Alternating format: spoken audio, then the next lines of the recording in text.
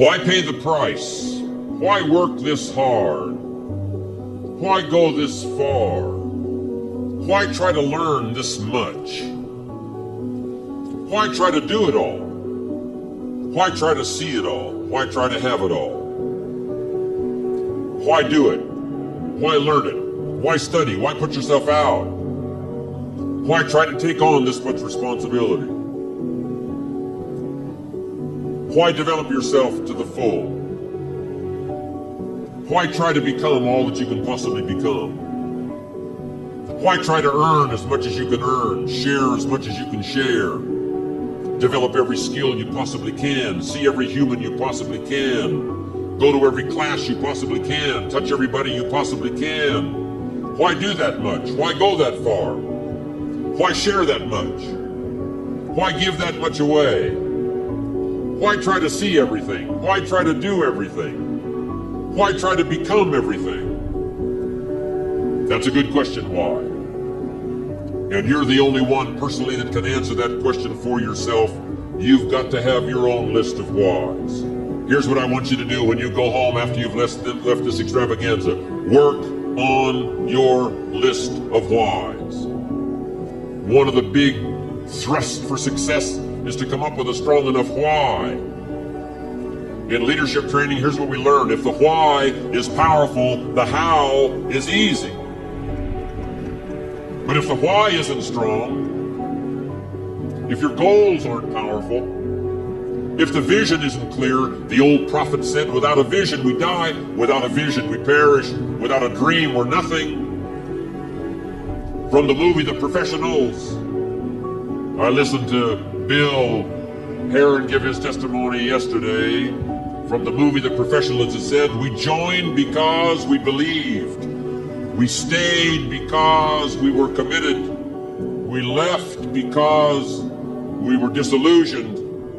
But we came back because we were lost. Without a dream, we are nothing.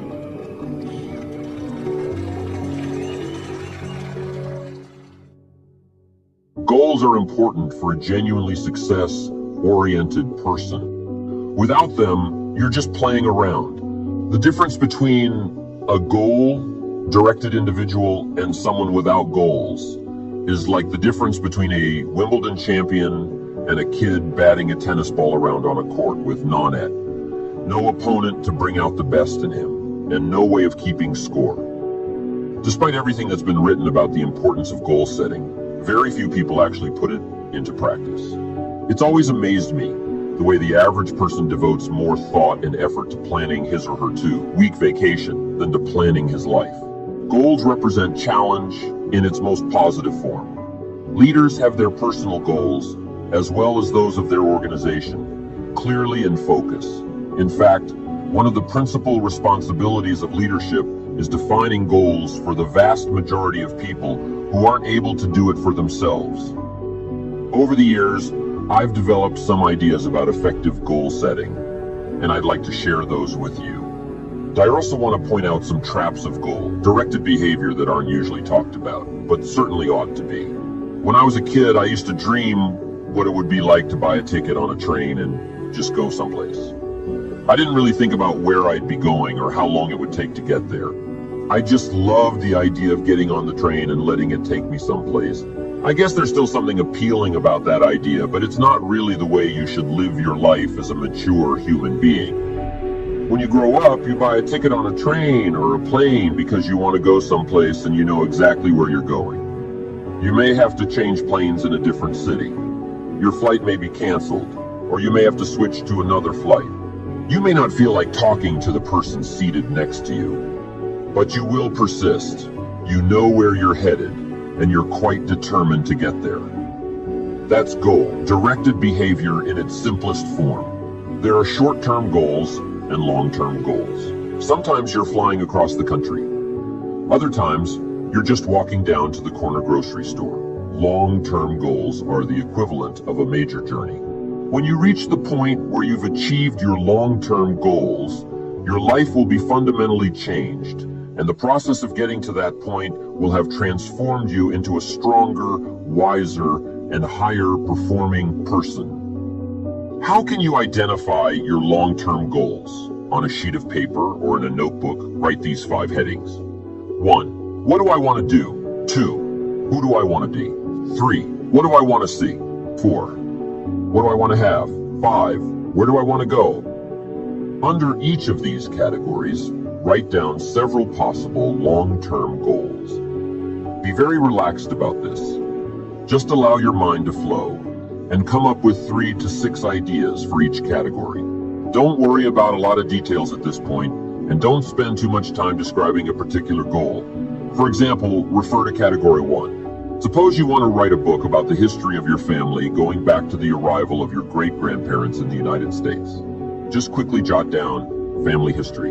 Then it occurs to you that you've always wanted to see the pyramids in Egypt, so you write pyramids. Keep writing down ideas as long as the list of categories continues to inspire you. You'll probably be surprised at some of the things that turn up. You may have kept a great many desires and aspirations hidden in the back of your mind, but the opportunity to write them down will move them to the forefront of your consciousness. That's one of the benefits of this technique. When you're satisfied with your list of long-term goals, read through the list once again. Then beside each item, write the number of years that you believe it will take you to achieve that particular goal. It's best to round off the numbers into 1 year, 3 year, 5 year, and 10-year time frames. For example, you may estimate that it will take you 10 years to research and write the book on your family history, but you'll need only 5 years to reach a position where you can take a trip to the pyramids. Create a time frame like this for every one of your long-term goals.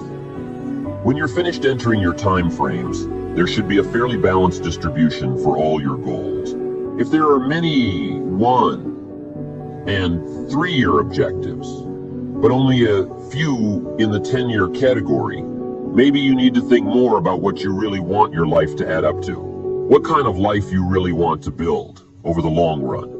But if there's a preponderance of 10-year goals and relatively few of the shorter-term variety, this may be an indication that you tend to put things off.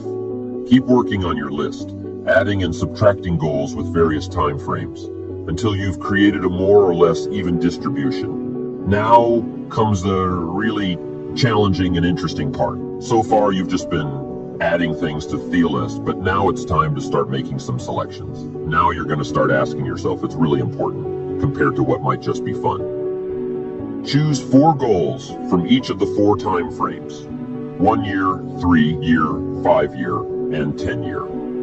You now have 16 separate goals. So far, you've only referred to them in shorthand fashion, but now you're going to start seeing them very clearly in your mind's eye. You're going to see each goal just as if it were being realized this very minute, and you're going to write down a detailed description of exactly what you see. Do you intend to open a handmade furniture store in 3 years?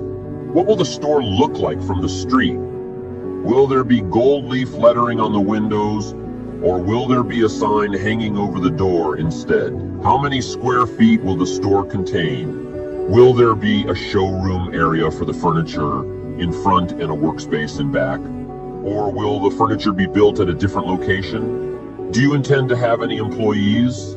Or will you run the business entirely by yourself? Think of all the questions that need to be answered in order to see your goal with absolute clarity, and then write the information down. That written record will become one of your most important personal possessions. But that's not all. Any goal is a powerful motivator only if there's a powerful reason behind it. Why do you want to achieve your goals? Why do you want to own a handmade furniture store, or a private airplane, or a newspaper in a small town in Vermont? Why do you want to compete in a triathlon, or visit the Australian outback, or be the first woman in your family to earn a PhD? Write down your reasons for wanting each goal, in the same degree of detail that you use to write your descriptions. If you can't find a clear and convincing reason for each of your 16 goals, do some serious reevaluating. You may have more whims or pipe dreams than real goals, and now is the right time to make that discovery. Keep working on your list until you have 16 clearly envisioned, strongly motivating long-term goals. At regular intervals, review what you've written and keep careful track of your progress toward these objectives. Above all, persevere. Goal setting is a very important first step, but goal achievement is a continuous, lifelong process. That's what makes it so challenging. That's also why it's so extremely rewarding to finally attain your long-term goals. Some people never will have much. They're too cautious.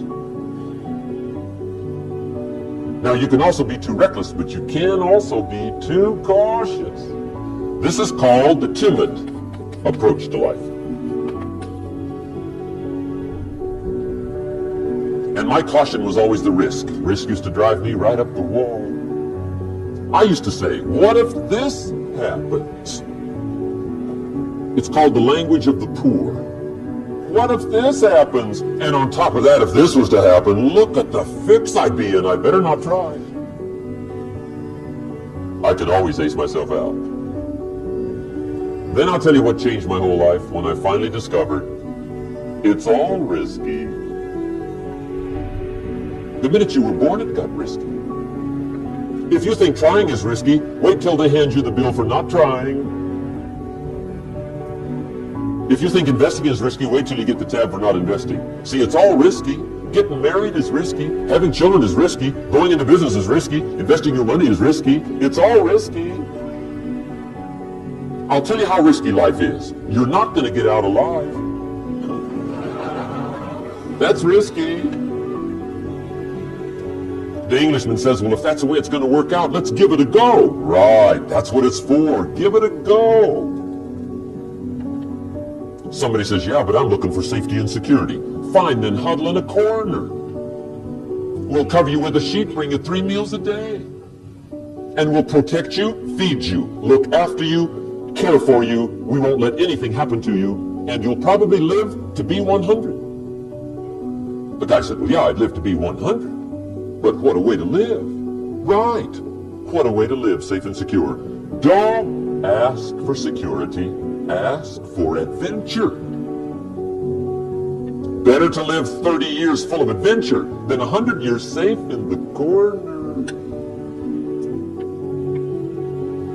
And see, it's not important how long you live. What's important is how you live. I have 2 rules for setting goals. By following these rules, you will achieve a great deal and become more than you ever could have imagined. Here's the first rule. Don't set your goals too low. In leadership training, we teach a similar guideline. Don't join an easy crowd. You won't grow. Go where the expectations are high. Go where the demands are high. Go where the pressure is to perform, to grow, to change, to read, to study, to develop new skills. I belong to a small group of people that conducts business around the world. You would not believe what we expect of each other in terms of excellence. Why? So that we can each grow. So that we can contribute something unprecedented to the benefit of the group. It's called living at the summit. Go where the demands are high. Go where the expectations are so strong that they motivate you, push you, urgently insist that you not remain in the same place. That way, you will grow and change. So don't set your goals too low. What about the guy who says, well, I don't need much? He is guaranteed not to become much. Here's rule number 2 for setting goals. Don't compromise. Don't sell out. There were some things back in the early years for which I paid too big a price. If I had known how much it was going to cost me, I never would have paid that price. But I didn't know it at the time. Don't sell out, and as the old saying goes, count the costs. Remember, in that ancient story, Judas got the money. That sounds like a success story. And it is true that 30 pieces of silver in those days was a sizable fortune. But having a name that is synonymous with traitor is not what I would call a success story. Interestingly enough, when Judas got the money after becoming a traitor, he was unhappy. He wasn't unhappy with the money. He was unhappy with himself.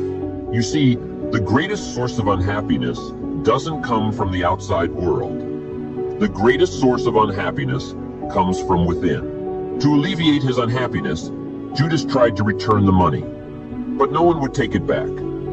So he decided to just throw the money away. Why would he throw his fortune away? Because he was so unhappy with himself. Of course, that wasn't the end of the scenario. Throwing his fortune away did not change what Judas had become, a traitor.